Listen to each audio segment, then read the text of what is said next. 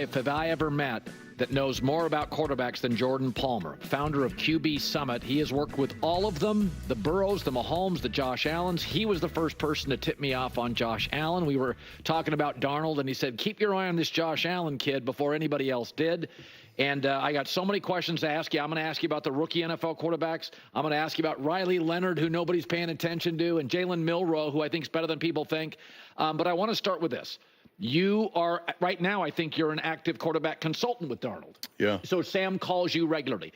What unlocked, we know Kevin O'Connell's a good coach, but what unlocked the star power, the juice? What was unlocked? Because you always talk about that on this show. Yeah. We got to unlock something. What was it with Sam? Well, his talent hasn't changed, right? He hasn't grown 2 inches since the draft. He hasn't gotten way faster. All these players' careers should evolve. Their throwing mechanics should evolve. Their understanding of defenses. So there's been an evolution over the last 6 years. The other thing is, I don't think he'd ever really been through a ton of adversity, you know, in high school and college, right? Kind of was a meteoric deal here at Hero SC. ball, and he was winning them. And then just getting drugged through the mud for multiple years, getting traded away for nothing, I think hardened him. And yes, the Kevin O'Connell, the pieces in the huddle, we don't need to spend time talking about how good the Minnesota Vikings roster and front office and coaching staff is, because that's all everybody's talking about. The biggest thing for him that I've seen is that in all of those years of kind of getting punched in the gut, the media and teams and traded and all that, I just never saw him cut a corner. I've never had this guy show up 15 minutes late, have to bail early. I've just never seen it. And the way that I work with him and Joe Burrow as well is it really is an annual relationship where, yes, the offseason we try and find, similar to what Tom Brady used to talk about, try and find 1 or 2 things, right? Because when you get to the level where you're playing where Sam is right now and Joe is right now, there's still an offseason coming up. They're still going to try and get better. And so what we do is in the offseason, we build the programming and look at what has been working and what can you build on. And then in season, every single week, we're reviewing things. And there's 3 categories. 1, what are you doing great that you need to continue to do great? Let's highlight it. What do you need to work on, which means you used to do it better than you did, and it's taken a step back for whatever reason. And then the third one is something to think about. Maybe something showed up in somebody else's game. Sam's attention and focus on those things, regardless of how bad it was going and right now how well it is going, the fact that his approach hasn't changed, I think is really actually like a superpower. Your willingness to buy in, find individual things to get better at is the superpower. And there's a perfect example. So bye week, it was week 6, I think, this year for them. He comes out here and we spend a day together. And at that point this season, at that point in the season, I think it was 24.8% of his misses, not necessarily incompletions, just a little off, was out breaking routes to the right. Identify a mechanical issue, not drawing the shoulder in, whatever the details were, address it, show how he can work on it at home, how he can work on it in practice, what he can add to warm-ups. And from the bye week to now, he's got 1 miss on an out breaking route to the right when the ball slipped out of his hand. Isn't that great? I love this stuff. I want him to tell you a story, folks. So Josh Allen, he was the first guy to tip me. Okay. Well, we're gonna keep it on. Sam Darnold. So yeah, I mean, the more you hear about Sam Darnold and kind of how this is all unfolded, it really just becomes impossible to not root for him and kind of how this is all going on. And one of the big things I love about doing, making these videos and having this channel and being the type of person who really, who does genuinely go through the comments and read them and digest them and then try to have that inform my own opinions or just kind of, influence what I say in a follow-up video, et cetera, et cetera. And I think it's important to me because I want to build a community that like an actual community, like, and not just say that word community, like it actually feel connected, feel like when people watch and they comment, they feel heard, or when I'm talking, it feels like I'm actually talking to them and not just at them. And, a couple of my previous Sam Darnold Minnesota Viking videos, especially, yesterday or the day before, was kind of the whole conversation about JJ McCarthy, moving on from JJ. What do you do? How do you approach all this? And it's fascinating because it sounds to me like a lot of people want JJ McCarthy to be the future of the Minnesota Vikings and believe in that potential. And I totally get it. But when you hear about things like Sam Darnold, I think what people really have to appreciate that everything that Sam Darnold has gone through is part of why he's being such a great quarterback for the Minnesota Vikings, and why this process now relative to JJ, it's so, Sam Darnold at this point is so far ahead of what JJ would be asked to do, or what they would need JJ to do. Like, I'm not saying move on from JJ McCarthy. I'm not making that argument at all. But the reality is that the way how this Minnesota Vikings team wants to be run, how they want to play, just the culture that they have and the team that they have in place right now, it's the definition of right now. They're not a year away or 2 years away. They have just as much of an opportunity to win the Super Bowl out of any of these other teams. There's really not a doubt in my mind. When we talk about these top teams, the Chiefs, the Bills, the Ravens, and then on the other side, the Lions, the Eagles, and the Vikings, I'm not looking at the Vikings as a yeah, but. Yeah, they have a good team, but. Yeah, they're having a good year, but. And I know so many Vikings fans, that's the one comment that I read. He's like, oh, you have to understand, like, Vikings quarterbacks are cursed or something, like they always have one good year and then the next year is not, and all of that. And it's like, I get to a degree, nowhere near as much as a true longtime Minnesota Vikings fans will, but like, I understand the concern, the hesitation, the fear, and whatnot, because this is a weird situation to be in. I thought Sam Darnold would have a ton of success with the Minnesota Vikings, as I've already done my endless victory laps, but I didn't think it was going to look this good. I didn't think I would be watching these games and say, that Sam Darnold looks like he's in the conversation with Josh Allen. And that's why one of my favorite ways to always evaluate a season is I try to just forget about everything that I know about any player. Past, present, future, what I think their potential is going to be, what I've seen them do, Super Bowls, MVPs, whatever. I'm just trying to evaluate today, this season. And you would not say that like Josh Allen, Lamar Jackson, Patrick Mahomes, any of these other top quarterbacks, you wouldn't be able to confidently say that they are in a category of their own relative to Sam Darnold. You can acknowledge that Sam Darnold that like Josh Allen and Lamar Jackson are more physically gifted in terms of what they can do with their legs and their physicality, but you would not be able to just say with a straight face, oh, dude, they're on different levels. Sam Darnold is nowhere close to Josh Allen. We can say that based off of previous years and understanding of what those quarterbacks have done, but if we're looking at just this year alone, you would not be able to do that. And that does mean something. It really, really does. You can't just throw that to the side. You just can't. And that's why I keep kind of encouraging Minnesota Vikings fans to just really trust Kevin O'Connell and what Kevin O'Connell wants. There's just no guarantee what JJ McCarthy will become at this point. There's just not. And it's not to say that he won't be able to become a better quarterback than Sam. And there was the other idea that people were saying, well, you can't waste his rookie contract. And it's like, you have a quarterback right in front of you. It's not wasting his rookie contract, because the whole idea is, no, you got to move on from Sam and start JJ. And it's like, no. I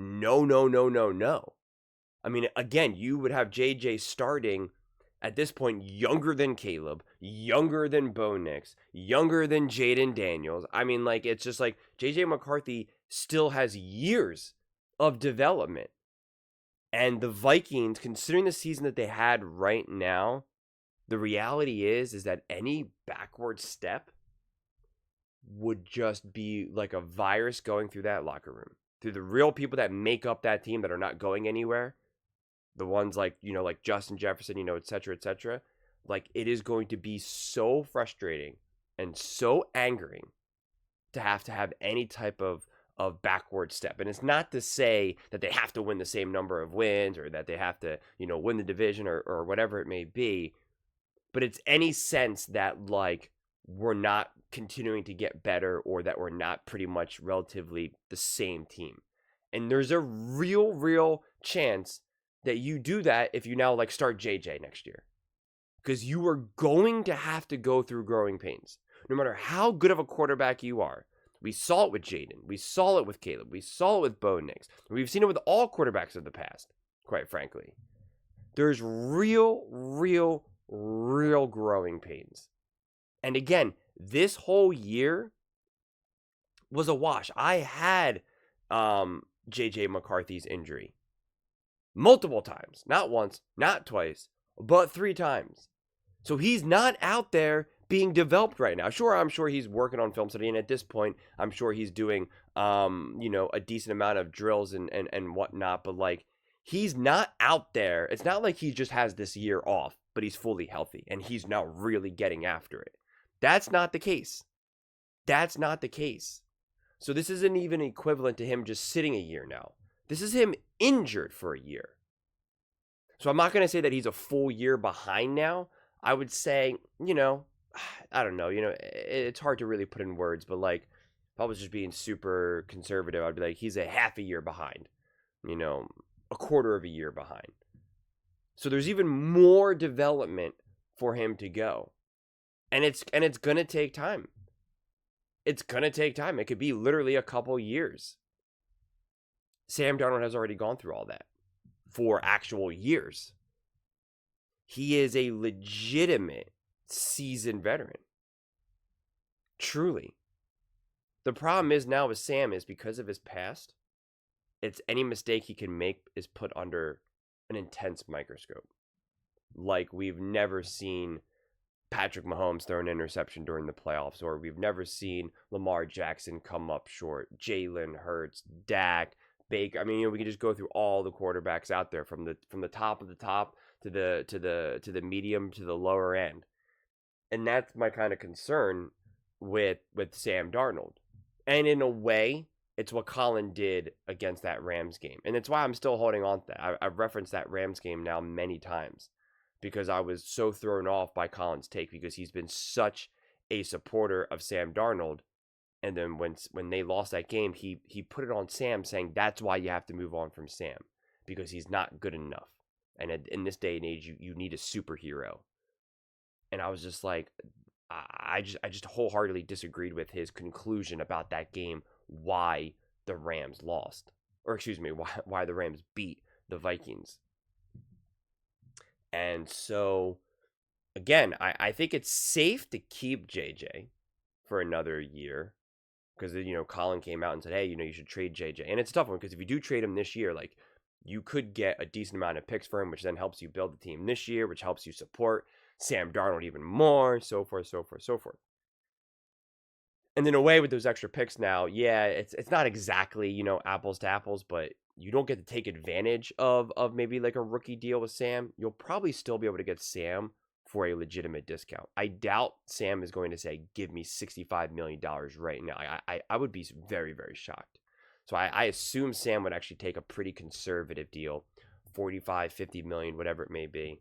And if you do trade JJ McCarthy, you're going to now get great picks, which now you're going to get other players cheaper. So again, it's not going to be exactly equivalent to having a great rookie quarterback on a rookie deal, but it will still be the cousin of that, so to speak. But also, if you want to be real conservative, you keep JJ and you say, okay, we're gonna go with Sam again. Whether it's like a 2-year deal, and again, I'm making up numbers, a 2-year, $50 million a year deal or something like that, guaranteed. Like, because it wouldn't even be the worst thing. If we said, Sam, I don't know if we could do long term. You obviously know we got JJ. We love you. Like, again, it all depends on what you guys want to agree with. But it's like you could legitimately do like a 2-year, $90 million, like 100% guaranteed or something. Like it sounds silly to a degree, but it also kind of makes sense because you're like, well, we know we're gonna have this guy for a full year. We know that without a shadow of a doubt.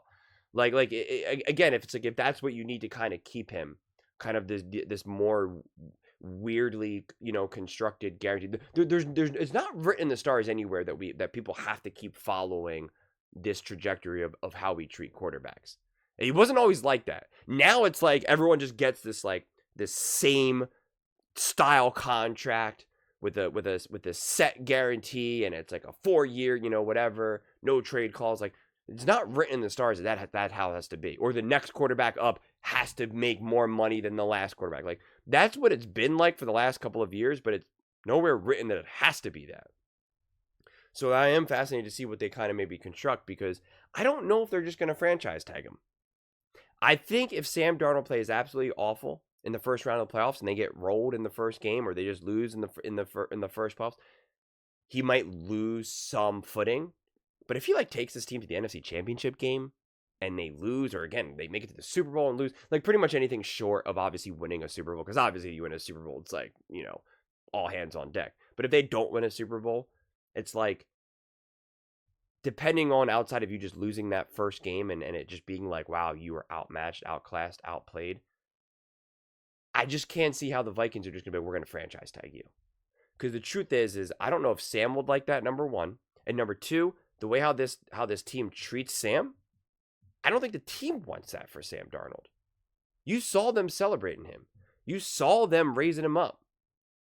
They don't want that for him. That's their guy now.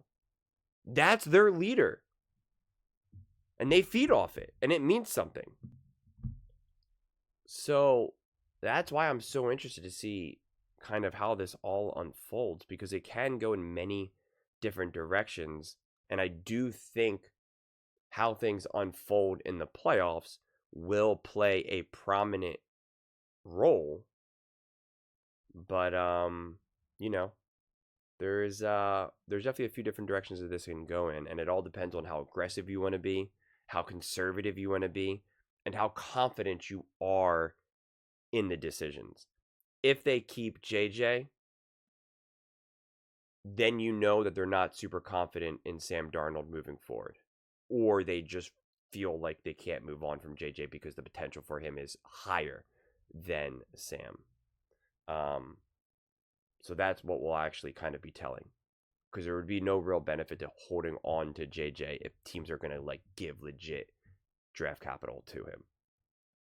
But those are just my thoughts. I'd absolutely love to hear yours. What do you guys all think about Sam Darnold and the Minnesota Vikings? I guess I'll just continue to ask that question. What do you want them to do? What do you expect them to do? Let me know in the comments below. I read every single comment. So whether you agree with me or disagree with me, either way, let's get in some discussions. Let's get in some fights. But ultimately, let's just have some fun.